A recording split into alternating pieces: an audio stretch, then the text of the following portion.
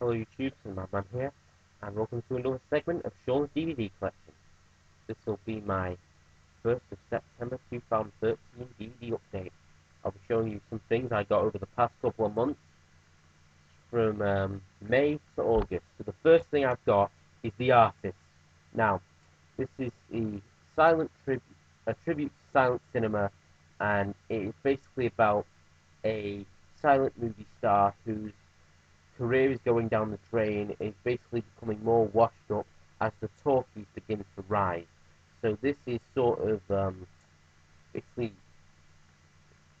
this sort of won Best Picture at 2011 Academy Awards, the 84th Academy Awards, and won like about 6 Oscars. No, wait, 5 Oscars, and it's very good, very good. If you're a cinema fan, sort of check this out. This has like brilliant performances by Dujardin, Berenice, Beio, and Goodman. And Michel Hazanavicius does some good direction. There's some good cinematography in there, like how they do with the lines. After an actor said a line, the line comes off on the screen, just like a black and white silent movie. And I am surprised this film's even been nominated for Best Original Screenplay. Because this looks like an idea that sounds crap on a piece of paper, but looks brilliant on celluloid. So, anyways, this is a good film. If you're studying film in school, I mean, I am studying film in school and at college actually, and you know, check this out. Really, if you're like a fan of movies and studying it, just check it out. It's a good film. And the next film I have is Quentin Tarantino's Django Unchained. Now this is his recent one, starring Jamie Foxx, Leonardo DiCaprio, Christoph Waltz, and Samuel L. Jackson. Christoph Waltz does a really good Oscar-winning performance in this film, and I honestly think DiCaprio should have been nominated for this one because he he does do a good job at playing a villain, and I just hate that DiCaprio always gets overlooked at the Oscars. He he really should be more rewarded. You know, they should reward him more. This film's basically about Django, a slave who is freed by Christoph Waltz's character, who is a dentist turned bounty hunter, and Django sort of aids him in bounty hunting, while Christoph Waltz aids him in sort of trying to find his wife and free her from the slavery plantation run by Leonardo DiCaprio's character. And DiCaprio does do some awful things. He's really menacing in the film. There's a scene where he sets the dogs on one of his slaves. He releases a hound on them, and he really rips them apart. And there's some good writing from Quentin Tarantino, who he wrote one scene where the KKK come and they try to kill Django, and they have this big argument over who's got the masks wrong. And that sort of dark humor is sort of what attracts me to it. Sort of like dark humor, like with Sacha Baron Cohen from Borat and Bruno, and Seth MacFarlane with Family Guy and Ted. The dark humor is really, really funny, and what does good on the film. So check that out if you're a huge Tarantino fan. The next one I have is the 3-disc 10th anniversary edition of Kevin Smith's directorial debut, Clerks.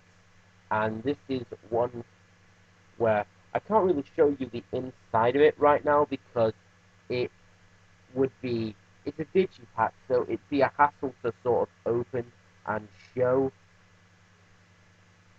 because I would have to open up all these things. And so real quick, I'll just tell you what's on the disc. On this one, there's the theatrical version, and disc 2, there's the first cut of Clerks, with an all-new commentary and with Kevin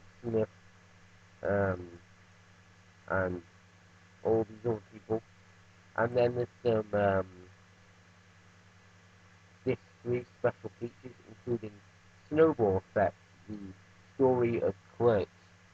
So there's some there's some there's a truckload of features on this one, so you might want to check it out. Plus, I got this at Entertainment Exchange for £3, which is sort of a bargain, if I say so myself.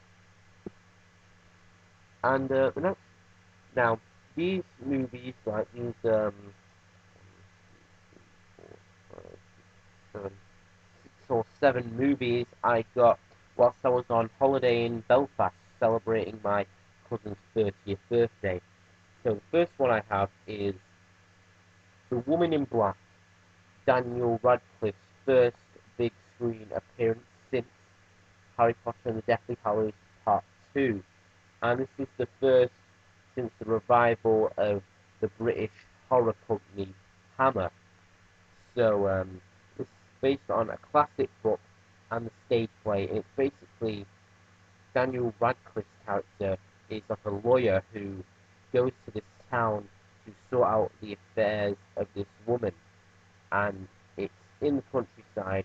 This town's in the countryside, and it's basically this woman has died, and she's in this big mansion, and Daniel Radcliffe sort of goes to settle her affairs, and while he's there, he sort of sees this woman dressed in black, and this, because he's seen her, this curse happens where all these kids sort of start killing themselves, and basically he has to find a way to put this curse to an end. And now this film is basically, it's a 12A in England. That is the equivalent of PG-13 in America. And yet kids are being, with 12A, you're actually allowed to bring your kids to this. And which in my opinion is completely wrong, because it's a movie about these kids killing themselves, and it's in a way sort of traumatizing. There's loads of jump scares and everything, and the American version of this has like 6 more seconds of just violence, which they put out in England in order to get a 12A rating. Plus, Daniel Radcliffe does a really good performance in this film, and some of the jump scares, and there are even scenes that are mildly creepy in this film that are just sort of, they tend to leave a mark on you. So if you're a fan of Harry Potter, go check that out. It is kind of worth it. And the next film I have is Killing Them Softly, starring Brad Pitt as a sort of a killer for hire who's kind of brought in to kill Ray Liotta and these 2 kids who have placed the blame on Ray Liotta for robbing a poker game, which they robbed themselves, and they know that Ray Liotta is going to get the blame for this because he's done this earlier. He robbed his own poker game and then drunkenly confessed to it months later. So, anyways, he's also brought in to kill this guy, and he gets help from Richard Jenkins, the father from 6 Feet Under, and a also this film also includes a performance by the late and great James Gandolfini, who really does more in this film. He does a good performance in this movie, and the ending is kind of one of those endings that sort of ends nowhere. You know, like No Country for Old Men. You think there's some more, but then it just ends like that. And also, this doesn't really have. This is a good gangster movie, but it doesn't have like enough potential to be a good gangster movie. Here. And anyways, this is actually if you're into gangster movies, do pick this up. I mean, many people will be picking this up anyway because you know, James Gandolfini died, so obviously there'd be a load more like money in for the videos. So do check that out. The next one I have is I got this in a 2 for anything extra vision, and it is Paul Thomas Anderson's There Will Be Blood, starring Daniel Day-Lewis in his second Oscar-winning performance as Daniel Plainview, an oil tycoon who's metaphorically selling his soul to the devil for oil, and it's how his greed manages to ruin the lives of everyone around him, thus leading to the destruction of his own soul. Brilliant little character study. Daniel Day-Lewis does really good performance in this film. The ending is sort of, it's up there, one of the greatest movie endings of all time. Just basically Daniel Day-Lewis beating the crap out of a priest with a rolling pin. It is a cult classic. In my opinion, it should have won Best Picture. Other than that, No Country for Old Men. Didn't really think No Country for Old Men was okay, but not that good of a movie. But this is pretty good. Check it out. The next film I have is Wall Street with Michael Douglas. Everyone sort of knows this film. It's one of Oliver Stone's masterpiece, and Michael Douglas does a good Oscar-winning performance as Gordon Gekko, a greedy stockbroker, and Charlie Sheen's in this playing sort of his character Bud Foxx, and his character even makes a cameo in the sequel, and I did happen to like the sequel.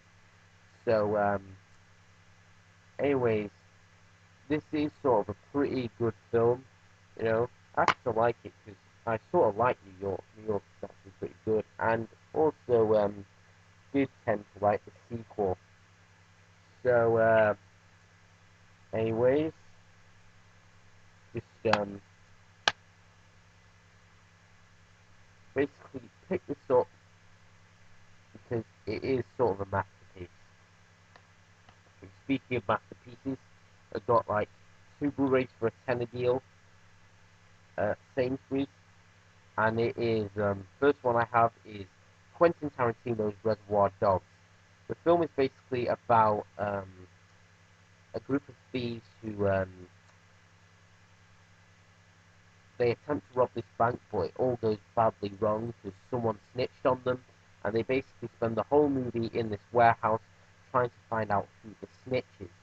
This is technically Quentin Tarantino's very first movie, but he earlier did a film called My Best Friend's Birthday, which he wrote, directed in, and starred in himself, and it was originally going to be a feature-length movie, but he edited it down to a short film after most of the footage was destroyed in a studio fire. So, anyways, here's the disc. There's no artwork inside of the case, but anyways, this has some pretty good commentaries, including deleted scenes, something with Tarantino at the Sunlight Film Festival. This film is really up there with Pulp Fiction, Kill Bill 1, not sure about Kill Bill 2, not sure about Jackie Brown, but it's up there with Pulp Fiction, Kill Bill Volume 1, Inglourious Basterds, and Django Unchained. This is a very good movie, and I highly recommend you check this out. And that is basically, I'll be back for part 2, so I'm just going to stop recording for this moment. So, anyways, stick around and stick on for part 2. Goodbye.